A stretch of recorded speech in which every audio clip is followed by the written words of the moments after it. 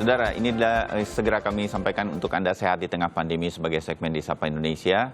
Seperti biasa, Anda bisa mengirimkan pertanyaan melalui direct message di Instagram kami @sapaindonesia_kompas.tv atau melalui telepon interaktif di 02153660500. Sudah bergabung secara daring, dokter spesialis jantung dan pembuluh darah Isman Firdaus. Dokter Isman, selamat pagi. Ya, selamat pagi Mas Bayu. Apa kabar? Saya selalu mengirimkan salam sehat untuk para tenaga medis Indonesia. Salam sehat juga untuk Dokter Isman dan teman-teman. Saya langsung ya dok. Silakan. Ada beberapa pertanyaan yang ingin ditanyakan pemirsa Sapa Indonesia melalui Instagram kami. Yang pertama, @fanfr_. Dok, selama ini saya pernah melihat orang yang sedang bermain bola lalu meninggal dunia ketika bermain. Nah, dengan diagnosa katanya serangan jantung. Apakah hal tersebut benar dok? Jika kita kurang istirahat, tapi kemudian kita berolahraga berat, bisa menyebabkan serangan jantung. Dokter Isman. Ya, jadi ini pertanyaannya penting, memang banyak ya. Kejadian serangan jantung terjadi karena aktivitas berat, salah satunya seperti futsal, bulu tangkis, main bola ya.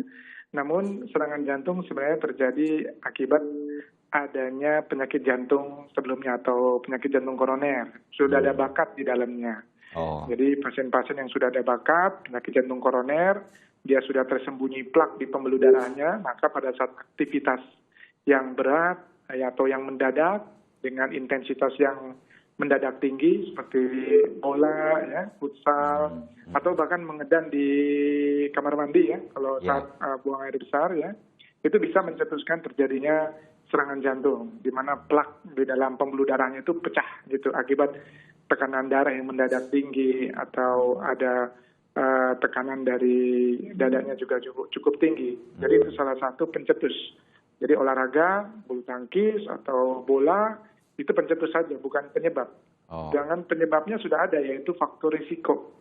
Faktor risiko penyakit jantung koroner itu sendiri, seperti merokok, ya, kencing manis, darah tinggi, kolesterol, atau ada riwayat keluarga. Jadi bakat-bakat ini memang perlu dideteksi dari awal. Kalau memang sudah ada, kita hati-hati untuk berolahraga, memastikan bahwa plak kita aman. Jadi dengan treadmill test, dengan uji latih jantung, atau dengan check up sebelumnya, dengan CT scan koroner juga boleh, tapi itu udah lebih advance ya. Tapi dengan faktor risiko yang ada udah cukup untuk berhati-hati. Baik, nah itu yang mesti diperhatikan. Baik, kemudian pertanyaan kedua, Dokter Isman, @Krisandi Prasetyo.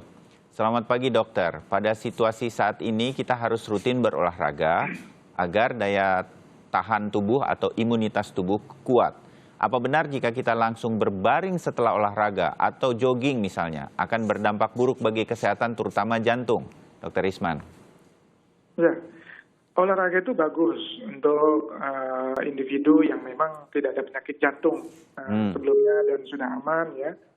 Jadi olahraga yang baik itu adalah yang aerobik, yang endurance-nya dipertahankan, tidak naik turun intensitasnya ya. Yang aerobik, contoh aerobik itu jalan pagi ya, atau jogging lari-lari kecil, naik sepeda itu, atau berenang itu aerobik. 30 menit rutin tidak berhenti itu adalah aerobik. Namun tetap dalam proses olahraga kita harus, sebelum olahraga harus ada pemanasan dulu ya, 10-15 menit pemanasan, kemudian setelah pemanasan ya tentu harus olahraga tadi, aerobik, dan setelahnya wajib melakukan pendinginan. Jadi tentu kita tetap gerak-gerak kaki dulu, ya, tangan, tidak langsung berbaring atau istirahat, tentu akan menyebabkan kram dan lain-lain. Ya. Jadi itu yang paling penting. Itu yang harus diperhatikan ini kan sekarang soalnya lagi banyak sekali masyarakat jadi rajin berolahraga gitu, untuk meningkatkan imunitas. Yang penting diperhatikan tadi. Apalagi era pandemi bagus sekali untuk olahraga ya.